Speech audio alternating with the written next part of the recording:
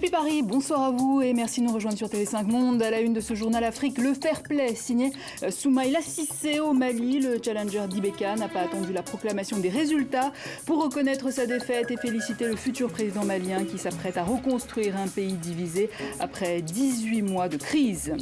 Dans le delta du Niger, fiscalité trop lourde, coût de dépollution trop élevé ou encore crainte des groupes armés, les compagnies pétrolières abandonnent. Elles préfèrent s'éloigner de la région pour plus de flexibilité, de rentabilité. Explication dans un instant.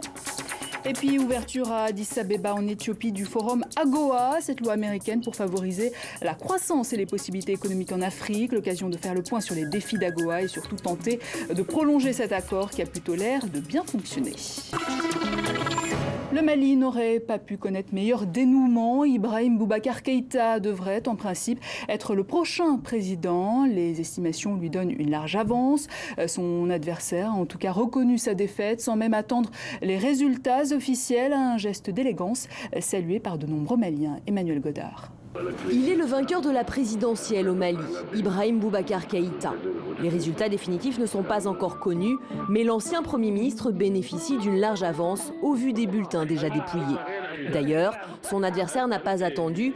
Soumaïla Cissé est venu en personne féliciter et souhaiter bonne chance au nouveau président.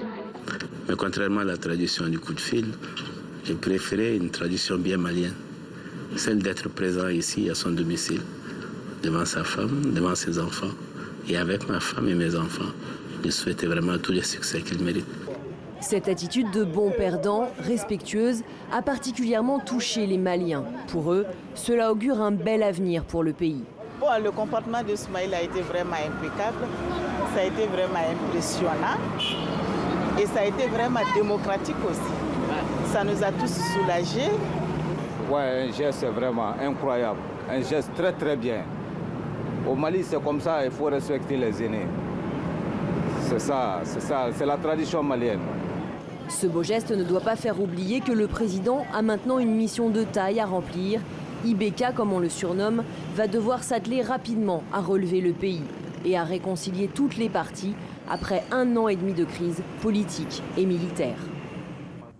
Ibeka qui portera désormais l'espoir de tout un peuple, mais le futur président malien aura-t-il les mains libres pour diriger le pays? On écoute à ce propos Bakary Traoré, président de l'Union Presse et Communication des Maliens de France. Il était avec nous sur ce plateau. Il n'aura pas totalement les mains libres dans un premier temps, parce qu'il ne faut pas oublier qu'aux dernières législatives de 2007, son parti RPM, sur 147 députés, n'a que 11 députés. Et aujourd'hui, l'Assemblée nationale est composée de telle sorte que la majorité se trouve de l'autre côté, c'est-à-dire l'ADEMA, 54 députés, le parti de Soumaïla Cissé, 34 députés. Donc vous voyez déjà, la majorité absolue est du camp de l'opposition, la future opposition. Donc il va falloir certainement, il sera en face d'un choix, c'est-à-dire que soit il maintient l'Assemblée nationale comme telle et faire en sorte que les élections se tiennent le plus rapidement possible afin que le peuple malien lui donne encore tous les moyens de gouverner en lui confiant une majorité à l'Assemblée nationale. En Égypte, ces accrochages sporadiques au Caire, la police a tiré des grenades lacrymogènes pour disperser la foule après des heurts entre des pro-Morsi et des résidents du centre-ville. Manifestation notamment aux abords de plusieurs ministères, un défi de plus pour les autorités de transition. Et puis cette première en Algérie, les autorités ont lancé ce lundi un mandat d'arrêt international contre un ancien ministre de l'énergie, Chakib Khalil, impliqué dans le scandale de corruption à la société publique des hydrocarbures, la Sonatrach. On en parle avec Mehdi Medeb. Mehdi, visiblement, l'Algérie a décidé de frapper un grand coup. C'est en effet du jamais vu en Algérie. L'ex-super ministre de l'énergie est désormais dans le collimateur de la justice algérienne, Chakib Khalil, mais aussi sa femme et ses 2 enfants actuellement réfugiés aux États-Unis sont poursuivis pour association de malfaiteurs, corruption, mais aussi appartenance à un réseau criminel international. Le procureur général près de la cour d'appel d'Alger les accuse d'avoir fait partie d'un vaste système de commissions occultes. En fait, Chakib Khalil, quand il était encore en poste, aurait reçu d'importants pots de vin, plus de 100 millions de dollars de la part de deux sociétés italiennes, Saipem, et égyptienne, Orascom. Ces deux entreprises se seraient appuyées sur un intermédiaire algérien, Farid Bedjaoui, un fils d'un ancien ministre algérien des Affaires étrangères, qui aurait servi de prête-nom pour des comptes à l'étranger pour Chakib Khelil. Et en achetant l'ex-ministre algérien de l'énergie, ces deux sociétés auraient pu décrocher d'importants contrats pétroliers pour un montant dépassant 8 milliards de dollars. Et il se trouve que le clan du président Bouteflika a mis du temps à lâcher Chakib Khelil. Oui, il faut dire que c'était un très proche du président Bouteflika. C'était même un ami du lycée d'Abdelaziz Bouteflika. Alors aujourd'hui, il est indésirable et recherché, mais pendant longtemps, il a été indispensable pour l'Algérie sur la scène diplomatique et énergétique. Il a été très vite conseiller du président algérien, qui l'a bombardé ministre de l'énergie. Il l'est resté pendant une décennie et c'est une longévité sans précédent dans un secteur clé et très rémunérateur car grâce au pétrole et au gaz, l'Algérie s'est constituée une manne financière colossale, plus de 190 milliards de dollars de réserves de devises. Alors pourquoi tout cela maintenant ? Alors c'est bien la question qui agite l'Algérie. Alors faut dire que le pouvoir algérien a été éclaboussé depuis de nombreuses années par des scandales à répétition, notamment de corruption.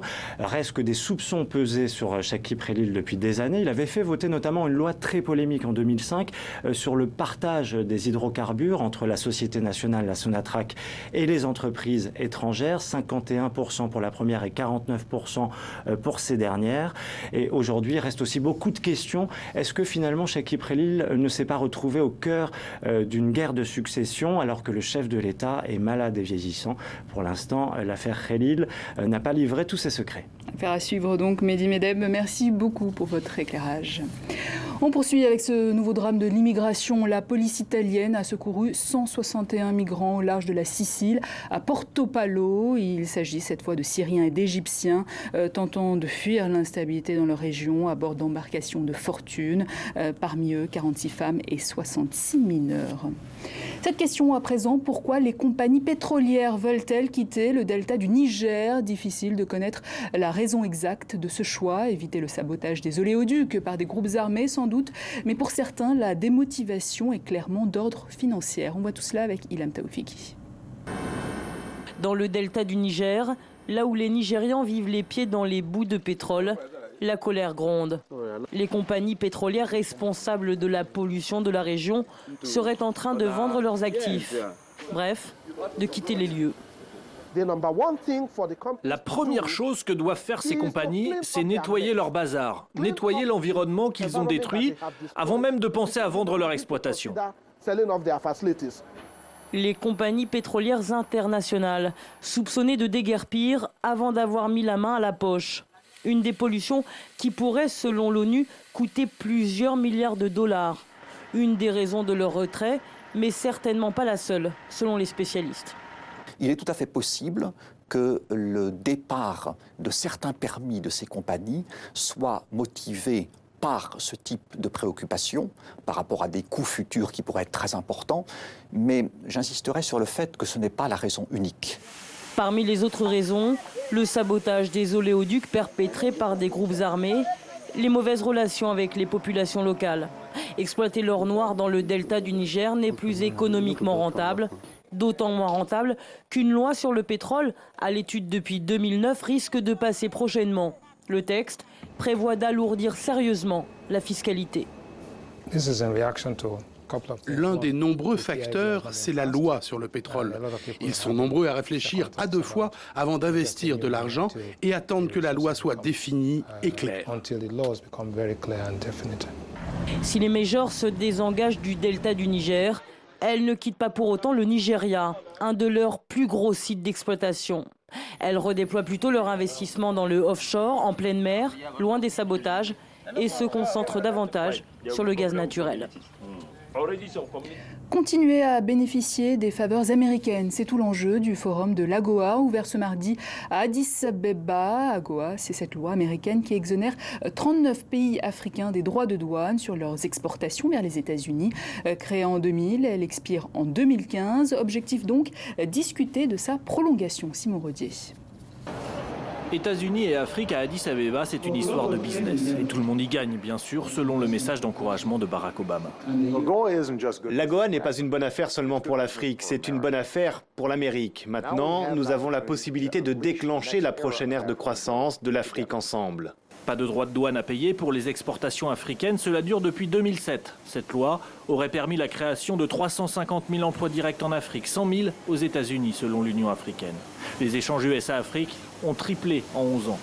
Un marché ouvert, mais pour certains, une économie africaine encore trop peu développée. Le scénario parfait pour l'Afrique aurait été d'avoir un forum qui mette davantage en avant l'investissement vers le continent plutôt que simplement obtenir une opportunité de marché. Seul 1% des investissements extérieurs américains seraient aujourd'hui tournés vers l'Afrique. Trop peu pour les négociateurs africains. Ils demandent un renouvellement de l'AGOA sur une longue période pour inciter les États-Unis à investir sur leur sol. Et des hommes d'affaires avisés pourraient bien tendre l'oreille.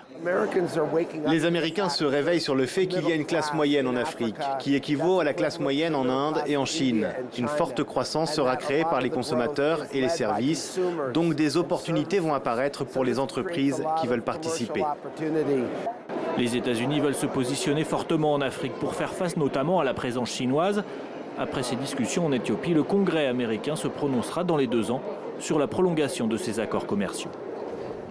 Notre point quotidien à présent sur les mondiaux d'athlétisme, direction Moscou, et c'est l'Éthiopien Mohamed Aman qui a remporté la médaille d'or du 800 mètres. Il s'est imposé en 1 minute 43 secondes et 31 centièmes devant l'Américain Nick Simmons et le Djiboutien Ayanleh Suleiman. La première place du podium également pour la Kenyane Mika Chewa au 3000 mètres steeple, effectué en 9 minutes 11 secondes 65 centièmes. Elle devance ainsi sa compatriote Lydia Chepkourou et l'Éthiopienne Sophia Assefa. Et c'est ainsi que s'achève cette édition. Merci à vous de nous avoir suivis. Restez avec nous sur TV5 Monde.